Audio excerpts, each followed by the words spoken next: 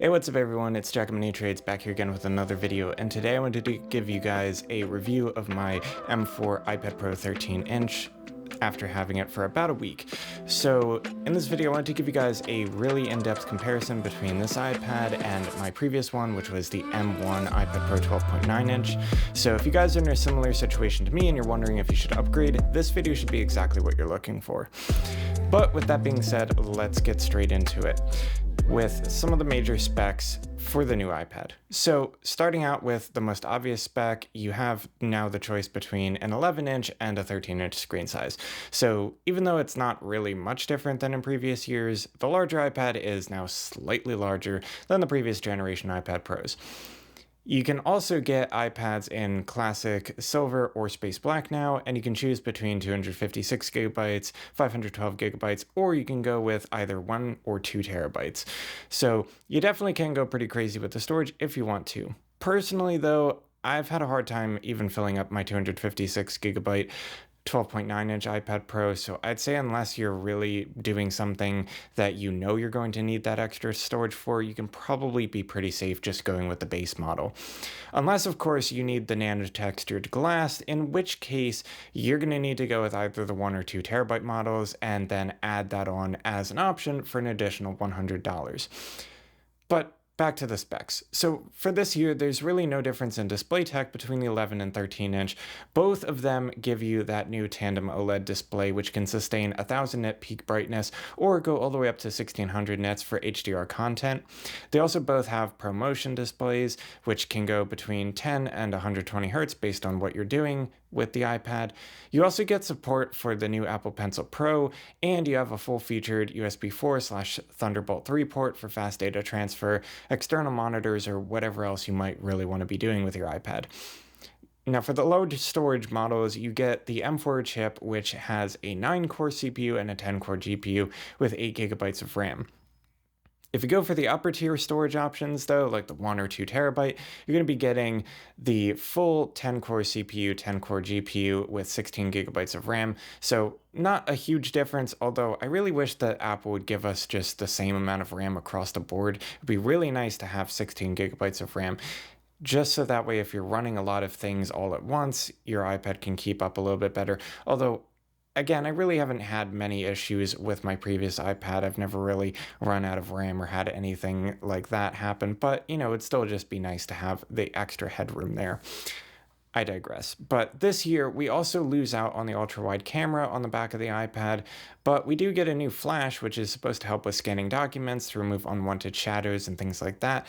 And all of this is in a package that's just over 5 millimeters thick, which is really impressive, actually. So obviously the new iPad Pros have some pretty impressive specs, but what is it like to actually use them? And is it worth the cost to upgrade if you already have something like an M1 iPad Pro? Well, let's start out with the weight and the thickness. Now, I know a lot of YouTubers have made it a point to talk about how amazing it is that we have such a thin and light device, and I know it may sound like a pretty insignificant spec in the real world, but let me tell you, as somebody who has been using the M1 iPad Pro 12.9-inch for the past several years, this makes a massive difference. I rarely ever used my old iPad Pro handheld just because it was a bit too heavy to be comfortable for long periods of time, especially if you're just holding it with one hand. It was more of a device that you'd kind of use while you were resting on your lap or something like that. But with this new iPad Pro, it's so thin and so light that honestly it just feels like you're holding your phone.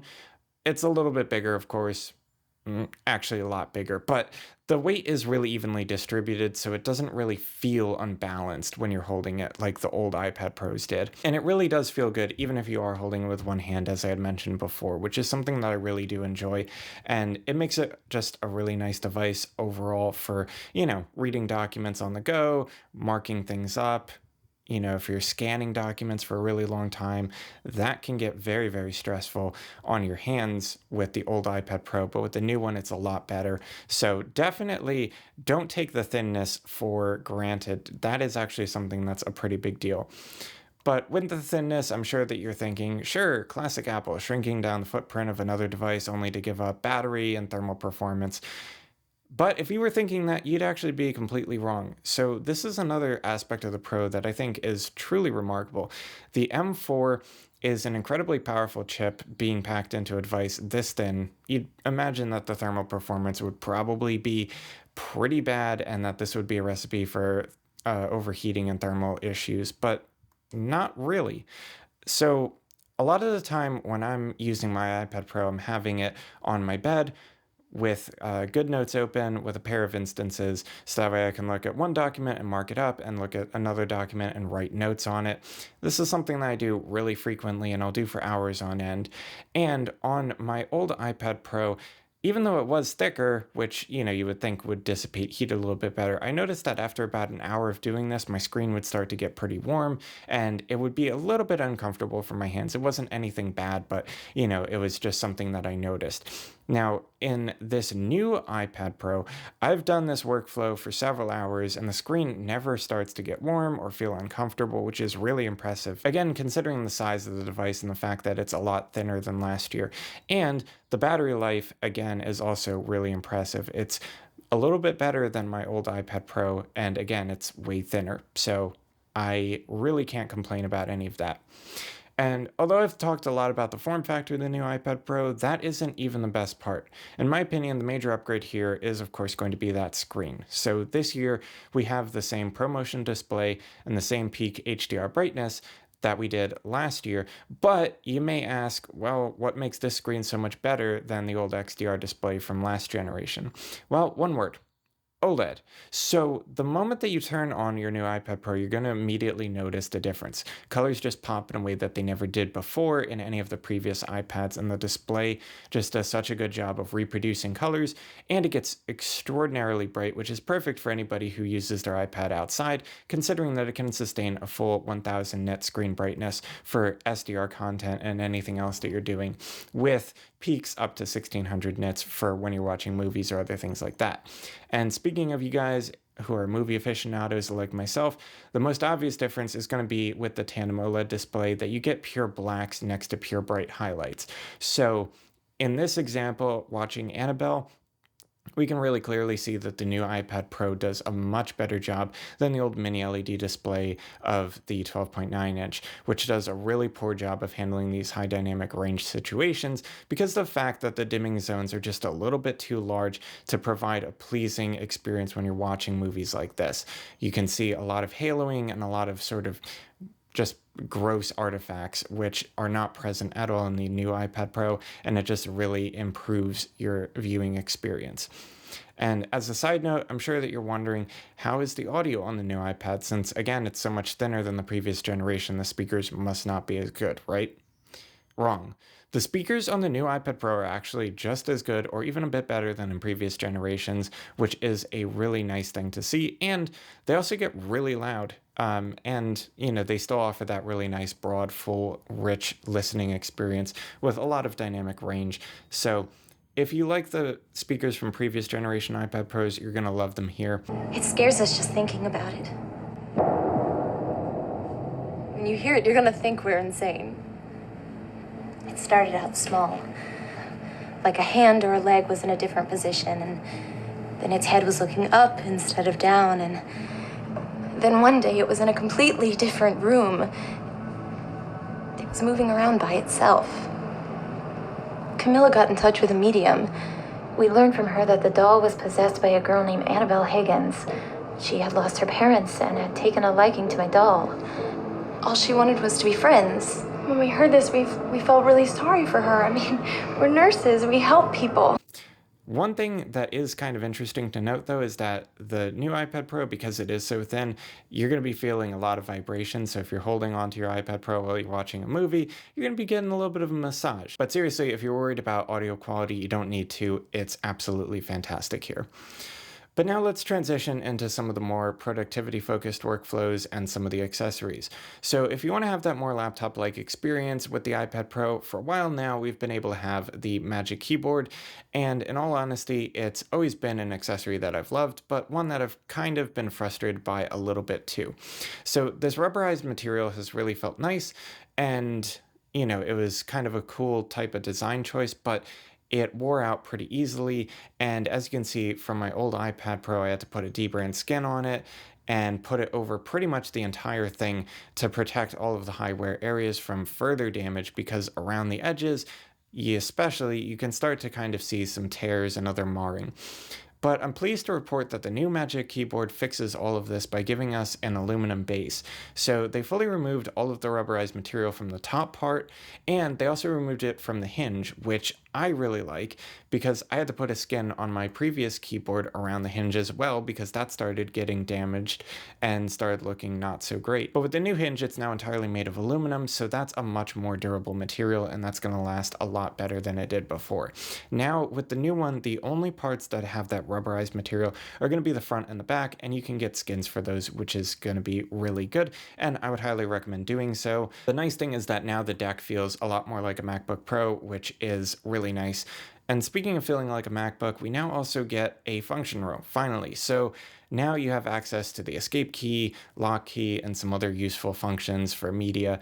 Furthermore, we also get an upgraded trackpad, so now the trackpad area has been substantially increased, and they even converted it from a mechanical trackpad to a force touch trackpad, so now you have that continuity between macOS and iPadOS in that way as well, which is really great. And the keys, I feel, have also been substantially improved. So the typing experience on this keyboard, I would say, is pretty similar to that of my M1 Max MacBook Pro 16-inch, although it might actually even be a little bit nicer. Now, I'm sure that you're asking, well, since the base is now made of aluminum, doesn't that increase the risk of damage to the screen when you close the device? And Apple have definitely thought of that, and they designed this pretty well and pretty thoughtfully. So around the whole keyboard area, you actually have a gasket that sits slightly above the keycaps and the surrounding aluminum, so that way when you close your screen is never actually coming in contact with either the aluminum or the keycaps, so you don't have to worry about damage, which is really important. Now, one thing that I will mention about the iPad with the new Magic Keyboard is that it sits a little bit further back on the new one in comparison with the old one. So if you're putting your iPad Pro on more uneven surfaces, like say a bed or something like that, the new one is going to be more likely to fall over backward because the weight is distributed a little bit further to the back. So to counter this, you're going to need to angle your screen down a little bit more. And so that's not exactly optimal, but it's not the end of the world either. At least you can find a way to balance it. But, that's kind of always been one of the problems with the Magic Keyboard, is that the iPad Pro, of course, is going to be the heavy part. The Magic Keyboard is going to be the light part. And so, you're not going to have quite the weight distribution that you would expect from a laptop like a MacBook Air or MacBook Pro or something like that. So it's just kind of always going to be a little bit less stable on uneven surfaces. And you're going to have to think about where the center of gravity is and try to adjust so that way it doesn't fall over. But if you are just a person who uses your iPad on tables or desks or things like that, there's going to be no major differences with this one versus the old one because they were well balanced on flat, stable surfaces anyway. So lastly, for the experience with the iPad mounted on the keyboard, we also finally get a camera placed in the middle of the iPad where it should be. Now, I know you're probably sick about people making a big deal about this, but to be honest, Apple has known that a huge portion of their consumer base have been using their iPads in landscape mode primarily, and they even released the Magic Keyboard, which puts your iPad in landscape mode. For some reason, though, they just kept selling iPads with cameras on the side, which always kind of confused me and always looked a little bit awkward when you're on FaceTime with somebody. Now, with the camera where it should be, right in the middle, during video calls, you just look and feel a lot more natural, and overall, it's a lot better of an experience. Now, moving on to the Apple Pencil Pro, this is probably my favorite upgrade since I'm somebody who really makes a lot of use of their Apple Pencil, and I use it for several hours a day. I'm a PhD candidate and I constantly have to keep up with scientific literature, so I use the Apple Pencil to mark up journal publications, write notes to myself, derive formulas, develop algorithms, and other similar types of activities. All of which I like to do the old-fashioned way with pencil and paper, but for years I've really loved doing it with my iPad Pro and the Apple Pencil too, because it magnetically attaches to the iPad and it gives you extreme precision for drawing or writing. But with this year, the Pencil Pro really steps it up a notch, especially in apps like GoodNotes that support the Force Touch feature on the new Pencil. So you can quickly switch between your pen and highlighter modes and other modes, all without having to get out of the flow of writing. And that is something that's really nice because you don't have to interact with the top toolbar as much anymore. This feature alone, I feel, makes the upgrade pretty much worth it for somebody like me, but Apple didn't stop there, and they actually gave the Apple Pencil Pro a haptic engine, so every time that you do a force press or you do a double tap, you're going to get some haptic feedback, which is so nice. I can't tell you how many times with the old Apple Pencil that I've accidentally double tapped the pencil, or that it thought that I double tapped the pencil and then I go to start drawing, but I accidentally end up erasing a whole bunch of things. And that really was kind of a bit of a frustration and something that would cause me to have to go back and, tap undo and try to sort of get back to where I was before that. But with this, since you get tactile feedback every time that your tools change, it's a lot easier to keep from making mistakes like that. So definitely a really cool thing. And further, if you're a professional artist or an illustrator or something like that, the new Apple Pencil Pro also features rotational awareness, so that way if you're using apps like Procreate and other illustration apps, with certain tools, you can actually hover over the canvas and you can rotate your Apple Pencil to get the exact stroke that you want. And that's kind of another thing. You can just hover your pencil over the screen and it'll show you exactly what your stroke is going to look like before you even make it. So that is a pretty cool thing. And I feel like there's a lot of things that have been added to the user experience to make the Apple Pencil an even better tool than it already was. So if you guys were on the fence about the new Apple Pencil Pro, I would highly recommend it. Now, unfortunately, I don't have the nano textured glass iPad to show you, but from what I've heard, it doesn't really make the display feel too much more like paper than the standard glass option did. And by saying that, I mean that it really doesn't feel like writing on paper, so that's kind of a bit unfortunate. And I've also seen some evidence from other YouTubers that it's more susceptible to damage, so in my opinion, you should probably just go with the standard glass option and wait for Paperlike to release their screen protector, which, by the way, Paperlike, why are your screen protectors for this iPad not out yet? It's not like this device just came out yesterday. It's been on the market for about a month. And I think it's kind of strange that you haven't come out with a screen protector yet. To this point, the review's been pretty positive because there's a lot of things that I really love. And, I don't really use my iPad as my only device. I really love it for what it is, but again, I don't do everything on my iPad. I do a lot of things on my Mac, I do a lot of things on my phone, so the iPad kind of just fills in gaps between. But it can't all be positive, and it's not. So for me, one of the major things that I question is why we continue to be getting these super powerful processors like the M1, the M2, and now the M4 year over year when iPadOS can run on relatively low spec hardware without a problem. Now, don't get me wrong, the M4 definitely does add something and it makes the iPad fly through anything that you throw at it, and it's a multitasking beast. And, I really like that. But even though iPad OS can run on lower spec hardware, you're not going to be able to do the same amount of work that you can with something that's a little bit more powerful like this. But again, the point remains that iPad OS just feels like a big limitation. Now, certainly I love the simplicity of the nice touch-friendly interface, but at the end of the day, I feel like there's a lot of things that could really be improved here, and I feel like it would really add something if we could boot into another operating system like Mac OS or something like that. Or even if Apple were to create another version of iPadOS that was specifically for the Pro iPads. Because at the end of the day, we're getting hardware that can rival many desktops in terms of raw performance, but you can't actually utilize that performance in a meaningful way for coding or other workflows like that in the current version of iPadOS. So you kind of have to ask the question, well, what's the point? Now, thankfully, multitasking is a thing, and since Stage Manager was introduced to the iPad, you now have the ability to play with several apps in fully interactive windows all at the same time without having to switch between full instances of those apps. So that's something that's nice. But it's just an implementation of multitasking that I never really enjoyed as much as I thought I might.